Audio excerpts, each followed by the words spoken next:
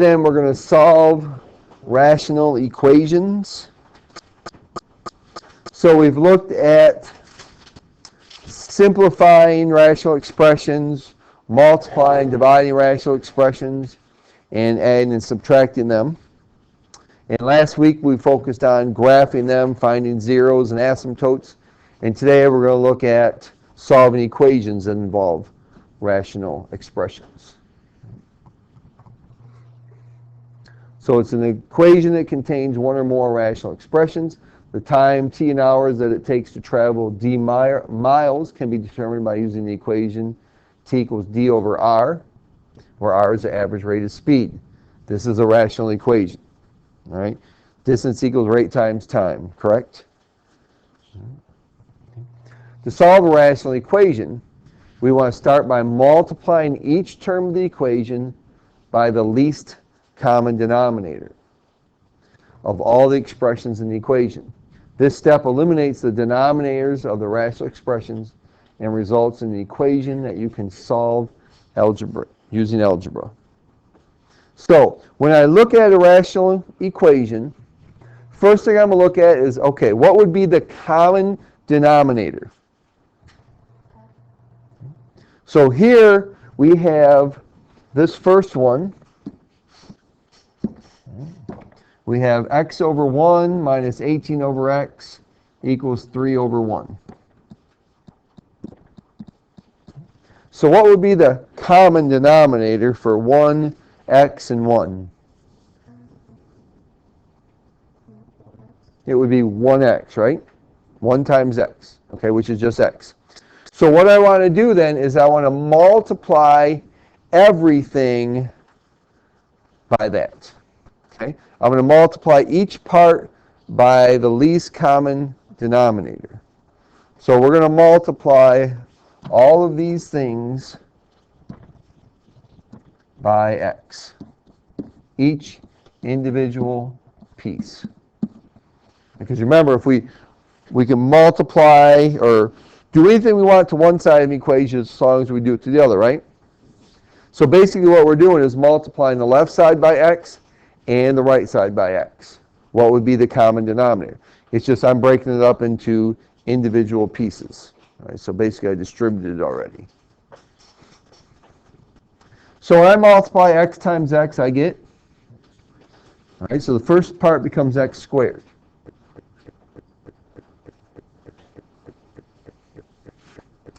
Now when I multiply negative 18 over x times x, what happens there? What, Cody? They cancel out, which is the whole thing I want to accomplish here, is that these x's cancel out, which now it eliminates my unwanted fraction. All right? You prefer not to work with fractions, right? Okay, so we're making it a way so that you don't have to work with fractions anymore. So by multiplying by the least common denominator, it allows me to cancel out any of the fractions so that no longer do I have an equation with fractions in it. It makes it easier.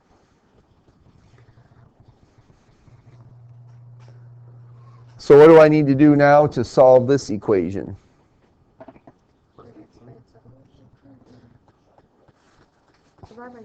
What do I do? Plus 18. What do you think? Divide, do the other side first. What do you think? Okay, so we got, 5. get rid of the 18, subtract 3x, Divide by 3x. and divide by 3x. Which of those do you guys think we should do? None. Okay. Drake, what do you think we should do? Minus the 3x? All right. Gamer, what do you think we should do? Add 18. Add the 18. Brandon? Jake? Okay.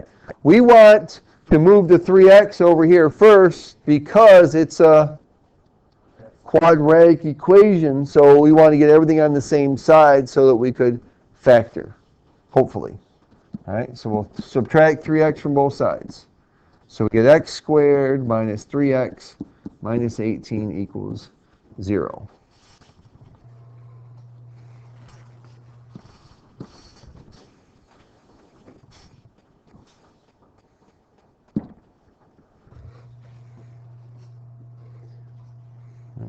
And then they remind us that factoring isn't the only method. Sometimes you might have to use a quadratic formula. Right? So, can I factor this? Troy, what do I get if I factor that?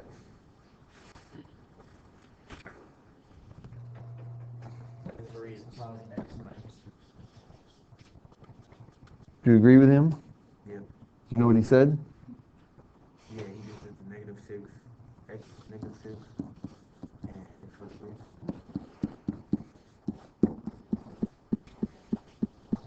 All right. Negative 6 times 3 is negative 18. Negative 6 plus 3 is negative 3.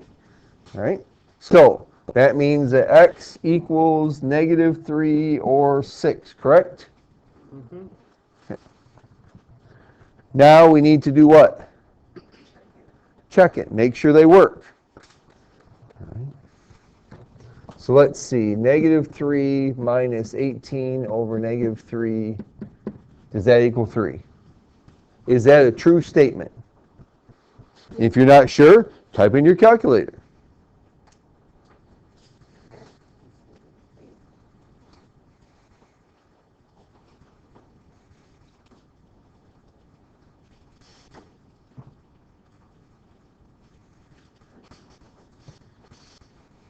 Okay.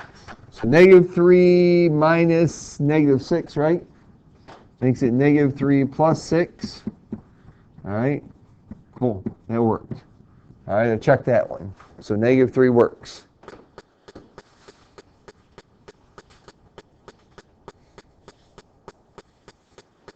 So then I check positive 6. And we get 6 minus 3 equals 3. Oh, cool. That's true also.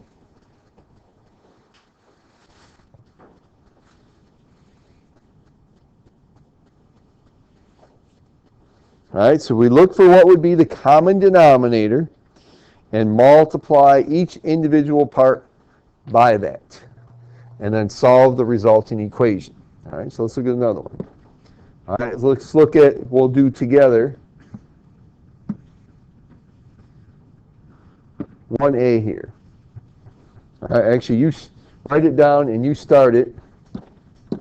So look at what you have for denominators. We have 3, we have x, and we have 1. Okay. So those are all different, aren't they? If they're all different, what do I do with them to get a common denominator? We multiply them. Okay? If they're all different, we multiply them to get a common denominator. If they don't go into each other at all, we just multiply them because they're all like prime numbers, right? Totally different. So the least common denominator for this one would be 3x. Okay? So go from there then. Okay, so we multiply everything by 3x. In the first part, 3x times 10 thirds, the 3's will cancel, and I'm left with 10x. In the second part, 4 over x times 3x, the x's will cancel there. 4 times 3 is 12. And we get plus 6x. Now, there's nothing squared here, is there? So that means I want the x's and the constants to be on opposite sides. Okay? So I'm going to subtract 6x from both sides to get 4x equals 12. And then divide by 4. So we get x equals 3. Right? And then we would want to check that to make sure. Okay, it does work though. All right? So now I want you to do letter B then.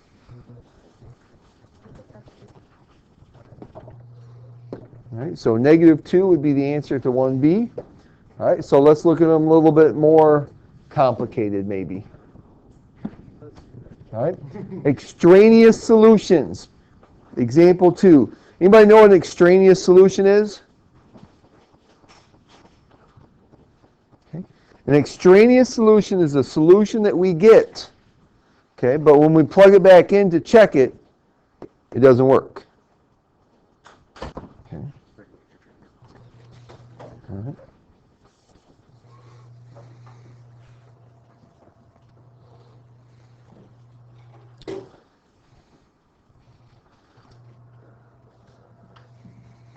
So we have 5x over x minus 2 equals 3x plus 4 over x minus 2.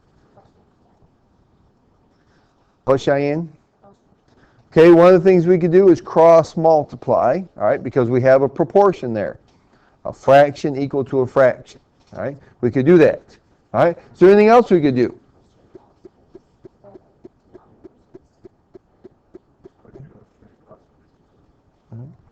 Okay. What, Brandon? She throwing out suggestions. Those are good suggestions, okay? All right? But do you remember when we were doing logarithms? Okay. When we were doing logarithms and exponents, we were saying that, or exponential equations, we said, well, if I have, what's true then? The exponents have to be equal to each other, right? Because the bases are equal. Okay? Or if I said the log of x plus 1 equals the log of 3x, then we would say that, well, hey, x plus 1's got to be equal to 3x for it to be a true statement, right? Okay. Right? So the same thing applies here.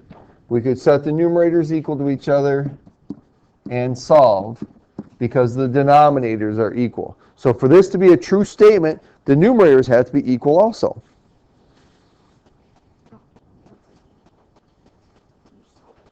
So then we just solve this. Subtract 3x from both sides. 2x equals 4. So x equals 2. Okay. And then we need to check our answer.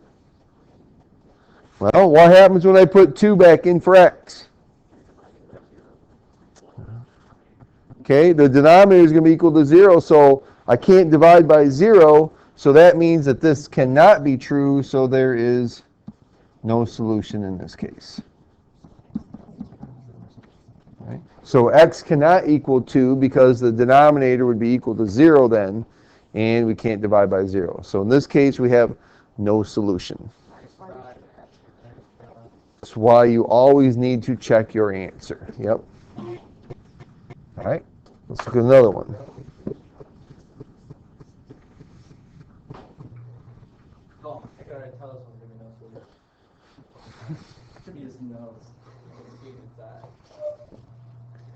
All right. 2x minus 5 over x minus 8 plus x over 2 equals 11 over x minus 8.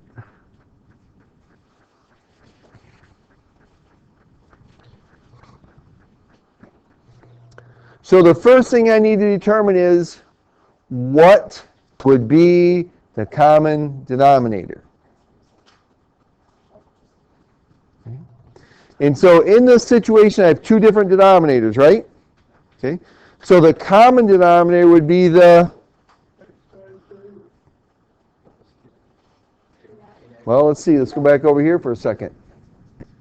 Number 1A on the check it out. Okay. It was 3x. 1b, what was the common denominator there? 4x. Okay. The common denominator here was 4x, even though it was two 4's, right? But I only need one. So, in this situation, the common denominator would be 2 times x minus 8. Okay? The product of the two different denominators. Okay. And no, you don't want to multiply them together because I want to leave them separately so I can cancel easily to get rid of the denominators. Because what? I don't want denominators, right? I want something without fractions because I'm not a big fan of them. So we're going to multiply each piece by 2 times x minus 8.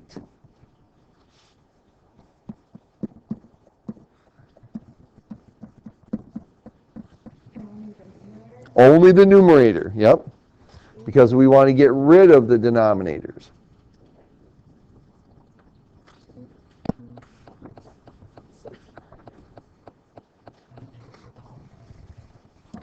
So when I look at these then, you want just a second. All right, so these x minus 8s will cancel here in the first fraction. The 2's in the second one. The 2's in the second fraction. And the x minus 8's in the third one.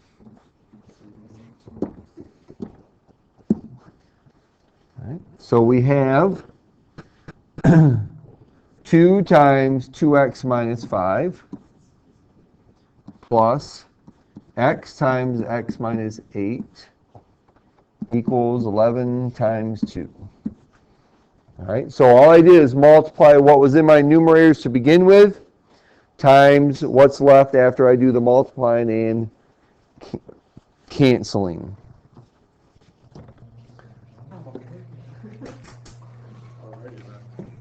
Okay, so let's go ahead and finish this then. So we need to do the multiplication, do our distributing. So we get 4x minus 10 plus x squared minus 8x equals 22. Okay. So we can combine like Right, now we're going to combine the like terms, and we have an x squared term, which means that, okay, we need to get everything on the same side so that hopefully we can factor. So we have x squared, 4x minus 8x is negative 4x, and negative 10, and what am I going to do with the 22? Okay, we're going to subtract the 22, so negative 10 minus 22 be negative 32 equals 0. never mind, because that's always so 22. Yep.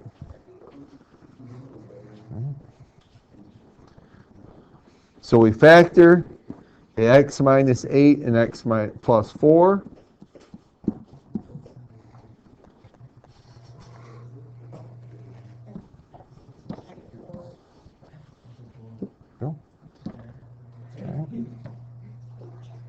So x equals negative 4 and 8, but x cannot equal 8. All right, and here's how I know. All right, first of all, I can plug it back in. All right, and if I put 8 in the denominator, what do I get? 0. Okay, so 8 doesn't work. Okay. But also, I knew that here. If ever one of my factors is the same as the denominator, okay, then I know that one's not going to work also. Okay. All right. All right. So we are finding the common denominator and then multiplying everything by it, canceling, and then solving what the equation I have left.